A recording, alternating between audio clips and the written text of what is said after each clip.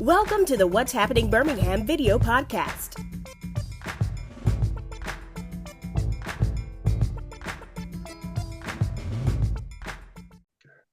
Hello, everyone. This is Jarvis Escott with What's Happening Birmingham. Back again, 2025. Hope everybody's doing well. Great way to kick it off with my favorite city council person, Wardine Alexander for Birmingham City Council District 7. Councilor Alexander, how are you doing today? Wonderful. Happy New Year. So glad to be with you today. Yes. So as everybody know, new year, new things, new opportunity, but also new things for you and the council would like to work on. First, I guess want to start off is how the year is going so far for you. We've actually started the year off with a bang as we are trying to inform residents of our year-end reports. I've spent the last few weeks actually working. We'll have the start of the Alabama State Legislative session that starts February 4th. So as the chair of the Government Affairs and Administration Committee, I've been working with our fellow councilors and the mayor and his team to complete our 2025 legislative agenda. And I see you guys got a couple of lists of, I like to call it like a little wish list of some Yes. things you want to know. Can you kind of tell the voters, I guess I'll throw out some, you kind of tell me to respond, the Glock switch prohibition? Well, as you know, Alabama has limited home rule, and that means a lot of the legislation that we put forward in the city of Birmingham has to have the approval of the state legislature. And of course, 2024 brought us all kinds of challenges when we think about safety concerns within our city. So one of the primary pieces of legislation that we're asking for cooperation from the legislature is the Glock switch bill.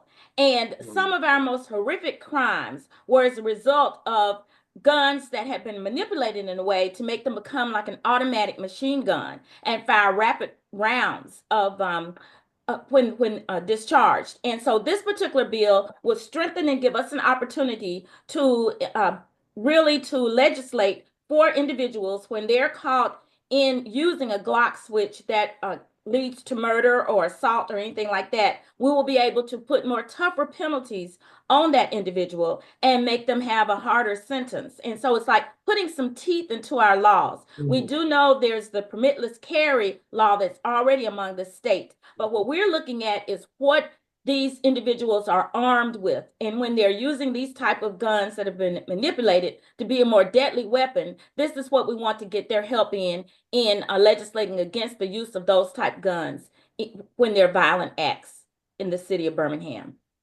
Yeah, I feel like we definitely need it because I feel like it's just been a wild west ever since they passed that permitless carry thing. Anybody could walk around.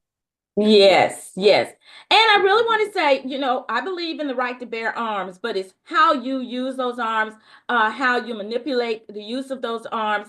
Are they actually protecting you and your loved ones, or is these used for very harmless, senseless crimes?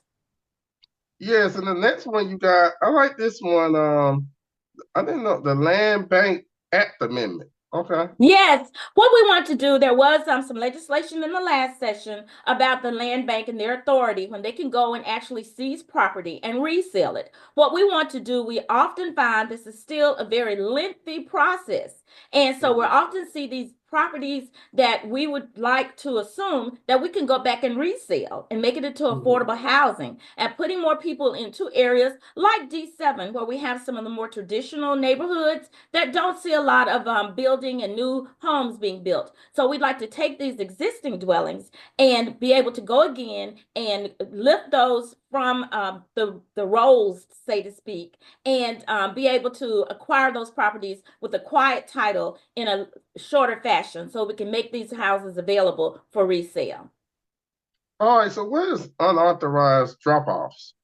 And this is a problem that we're seeing a lot in the city of Birmingham. And this is actually where some homeless populations or people, when they are let out and they don't have a home to go to, they will actually, certain jurisdictions are dropping these individuals off in the city of Birmingham. And then they become a part of our rolls. And so what we want to do is restrict these type of drop-offs so that people won't be saturating our neighborhoods and our city. We want residents who will be able to fall back into the population, but we just don't want them dropped off. We have about 300 homeless neighbors that are here currently in the city of Birmingham, and we want to provide all the resources that we can, housing, different reentry programs and things like that. But we want these residents to be from the city of Birmingham. We want to help our own versus another jurisdiction or municipality just dropping these individuals off. Okay, these are some good ones. The next one, the Birmingham Housing Trust Fund. Yes, this would actually be another tool of the land bank where we will be able to utilize private donations. We could pull bonds, but it's a source of resource, again, for us to be able to acquire these properties, turn these properties into affordable housing. So this actually allows us to create a land bank development or a trust fund that we will be able to utilize those dollars for. And they wouldn't necessarily then have to come from the general fund. Again, these would be private donations, opportunities to pull bonds, and just create, again, another resource for creating affordable housing in the city. Okay, then I promise everybody reading like, man, they got a lot of things on agenda. Well, it's a lot of things that need to be changed, everybody, since they don't have home rule. Let me get to the next one. The Alabama Vacant Property Registration Bill. Yes, that is one that I really feel will be a very helpful when it comes to our code enforcement violations. We have a lot of vacant properties. A majority of them have been left by the homeowner, and now they become the management of the city of Birmingham. And this also leads to a lot of blight in our neighborhoods where people have done what I often call leaving the landlord the key. And in this place, the landlord becomes the city of Birmingham. It creates overgrown lots. It also can be a source of crime where these vacant properties can be inhabited by people who don't really mean those of us in our neighborhoods any good. So this vacant property bill will actually allow us to create a registry where we'll be able to register those vacant properties, and those owners would have to pay a fee in order to register those properties. These properties are a huge financial burden to the city of Birmingham, not only of resources, but of people, because now we've got to have people to go out and cut those lots. We have to have people to inspect those properties. And so this bill, again, would give us some authority and jurisdiction, puts a little more teeth into our current code violations that we have on the books already. And so this would give us a little bit more teeth into those violations, and also opening up the mystery of how many of these vacant properties exist. What's little known by some of our residents, a lot of our vacant properties are owned by people who do not live, not only in the city of Birmingham, but the majority of whom do not live in the state of Alabama. They're owned by LLCs. And let's think about it. If you aren't the one passing by that home, living next to that house, then you're not going to be so quick to want to mitigate some of those problems. So this, again, would give us some more teeth into our code enforcement rules and give us a better listing and management of those properties. Okay, then last, I think you see something about simplified sellers usage, but that's some, like you said. Yeah, those are really the ones that you've already mentioned. Those are the ones that are key to us. We just recently met with members of the Jefferson County Legislative Delegation. We went over these list of bills with them. Some of these bills we're seeking a sponsor. That would mean someone in the Senate as well as on the representative side of the state. We had a very, very effective meeting. I think it was a very good meeting where we've gone to the legislators, we've made them know of our wish list, as you called it earlier, and seeking their support to get these through the legislation. Again, that session starts on February 4th. Yes, the last one, I definitely like this one, the Community Land Trust Act. And that's similar to the land bank authority that we were asking about. Okay. So we got through that. Next, your 3 C's for the year. Well, since I've been in the District 7 seat, I've primarily focused on what I call the 3 C's in District 7. That's community revitalization, community cleanliness, and community health and wellness. So you'll see most of the projects, the majority of the projects that I support in D7, also that I use discretionary funds to allocate those to help support, they're based upon those 3 tenets of community revitalization, community cleanliness, and community health and wellness. And so I'm very excited to continue that. You saw a lot of that in the utilization of ARPA dollars, the $3 million that I was able to utilize and support in different projects for District 7. I use those as my main focus when trying to determine what were the best projects to put those dollars into. So do you all still have, like you said, the ARPA dollars allocated for each person's district? Yes, each district was given $3 million Okay.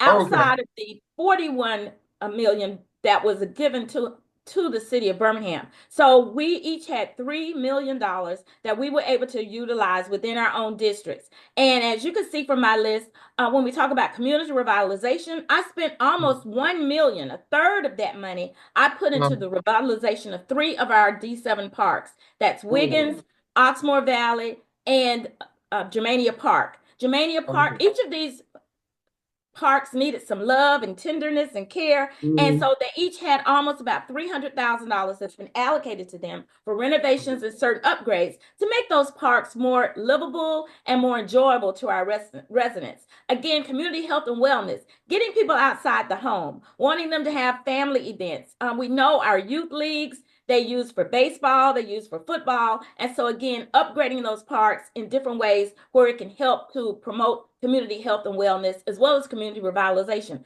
The better your parks, the better your schools, the better will be livable within your neighborhood. And so that's what I wanted to do, put the money there so we could increase that viability. Well, I know one thing, you're always working on roads in your district too. Anything coming up as far We as are that? anxiously awaiting the 2025 paving list. Now, last year in 2024, we did have 23 segments of roads that were paved in District 7. That does not mean all roads were paved in D7. I know there are a lot of roads that still need some tender love and care. I was excited, though, to recently to support where we are going out for a grant that hopefully we'll be able to get those funds, where we'll be able to repave Lakeshore Parkway. I know one of the things I've tooted my horn about, and probably people are tired of hearing about, but I did, as promised, work to advocate to get Jefferson Avenue paved. That is paved now, so much so we've got to go back now and start looking at people enjoy that paved road, that they tend to speed a little bit too much on that road. So we're going to be looking at trying to mitigate some of the high speed and traffic that we see on that road. But again, we're looking for the 2025 list. As soon as that is announced from the mayor's office, I'll be posting that on the D7 site, and you'll be seeing that on our council page, and you'll be able to access it at www.birminghamal.gov/roads. Now I know I'm not to put like a map in your head. What part is Lakeshore, Birmingham, and what part I is had to learn this Greenville? for myself. Yes. Lakeshore actually starts almost near the Bessemer line, D7, excuse me, starts on Lakeshore Parkway, starting at the Bessemer line, and it extends up to John Carroll High School. So Okay. from that area all the way down to John Carroll High School. And there are some parts and parcels beyond John Carroll. Like if you look, for instance, the area that houses the BioLife Plasma Center, actually further down from John Carroll, you will see in that particular shopping center, the parking lot is part of Birmingham, but the facility itself is Homewood. So we sort of move and dip and swing. But if you just wanted to say most of that area, it runs from the Bessemer City limits on Lakeshore Parkway up to John Carroll High School. Okay, that's just something I know of. You were probably like, what line? Because do you drive down that area down where Sanford That is? is one of their biggest thoroughfares.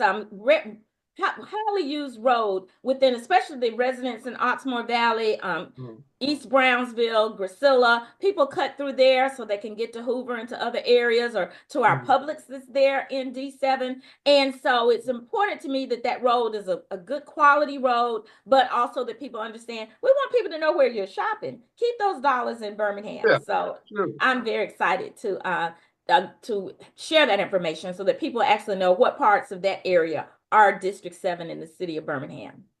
Yes, and I see you got a promotion. Tell us about it. The NLC. Well, thank you so much. As you know, as a city, we are a part of an organization called the National League of Cities.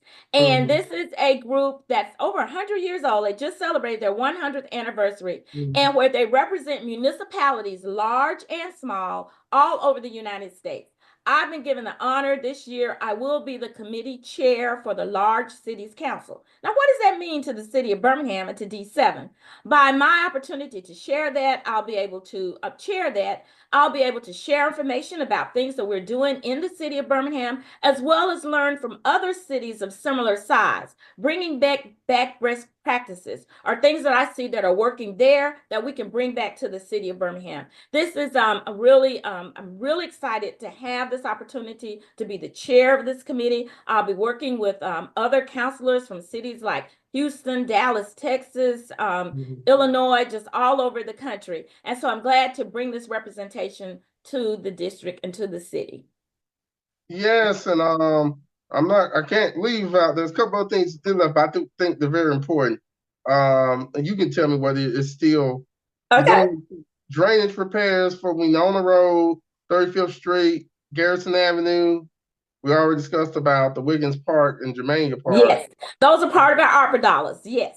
Yes, and you're doing some Valley Rail Creek Rails to Trail project. Yes, this is another one that really marries into my goal of community health and wellness by extending these trails. There are trails that lead all around the city of Birmingham, east, west, north, and south.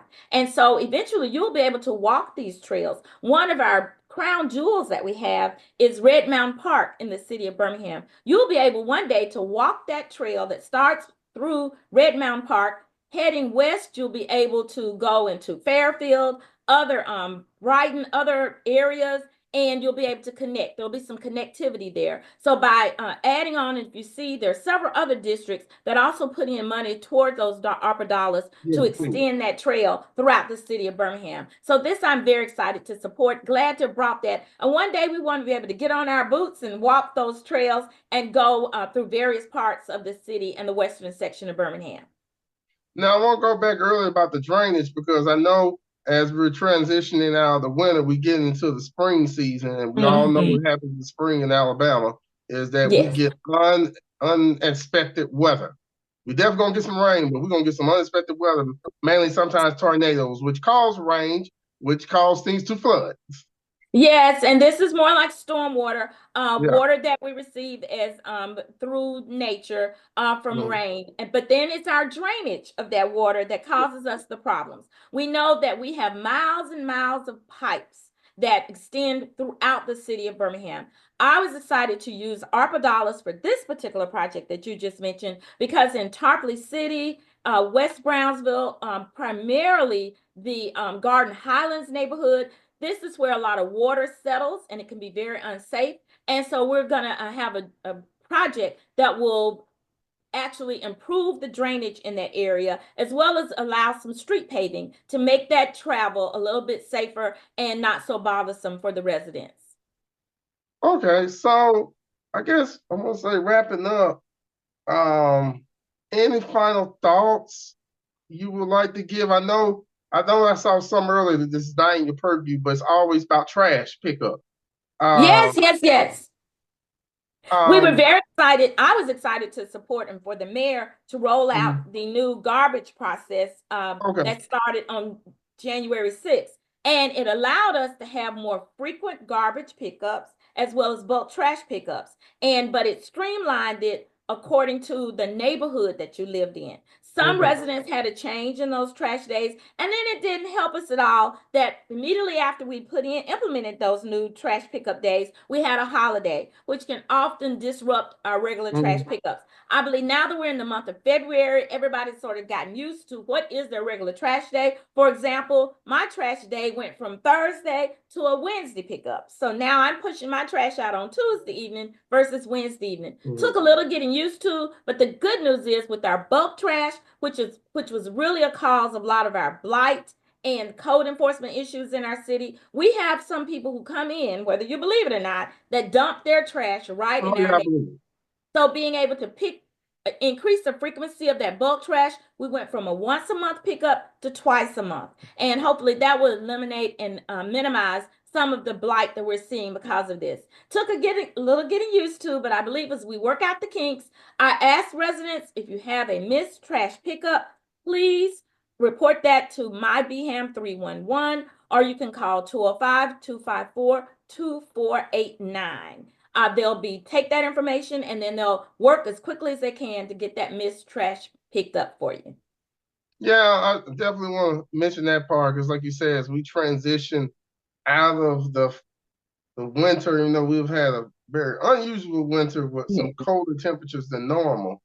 Now we get into the spring and everybody's doing spring cleaning. That's right. And then the environment just is like a coin flip where how the weather's going to be. I think that's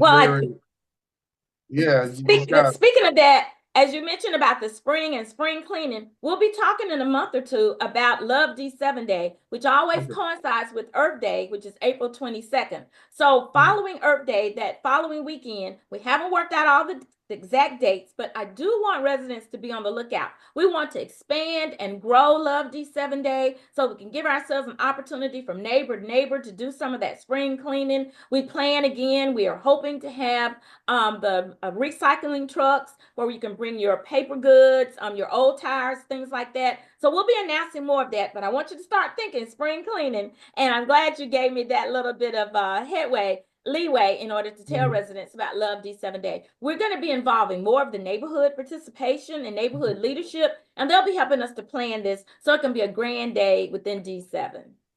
All right. Well, thank you, Councilor Alexander, as always, for coming on, giving us an update what's going on in your district. Especially enjoyed you telling me where Lakeshore Boulevard, because I like to say that road. Woo, people don't understand. Well, now when you drive it, you'll know exactly where you are. We want you to always know again where you are in the district, in the city of Birmingham. Yes, and if you see something in her district, contact her office. That's right, 205-254-2498. I have staff. We're willing and waiting to help you with your issue. If you don't have an answer, please leave a voicemail. It records that, and it actually sends us a voicemail and a message so that we'll be able to get back to you. Yeah, if you don't live in her district, but you drive through there, that helps as well, Thank you. Because you can't, like, you all only got, like I always tell people, they say, Lord said you got 2 eyes, 2 ears, and 1 mouth. 2 pair of hands. Yes, but you can only see so many things. So that's right. Well, and we encourage residents, because you are the ears and eyes. Not the district, we can't get out. If the district is so wide, we'll have over 20,000 residents. So I'm asking you to be that extra pair of ears and eyes so that we can get these issues to the right department, so that we can settle that issue for you. If we can't get it settled or can't get it resolved, at least we can start the conversation among the department heads or the particular department head so we can get that issue resolved for you. All right. Well, thank you, Councilor Alexander. Thank you all for watching. Please check out What's Happening in Birmingham.com for more interviews. Don't forget to subscribe to the YouTube channel. I'm on TikTok for however long it's going to be out here, but I'm on TikTok, everybody. And check out the audio version of this on Apple Podcasts. Thank you all again and have a great day. Bye-bye. Thank you. Thank you for watching the What's Happening Birmingham video podcast. Please check out our website, app, or subscribe to our YouTube channel for the latest videos today.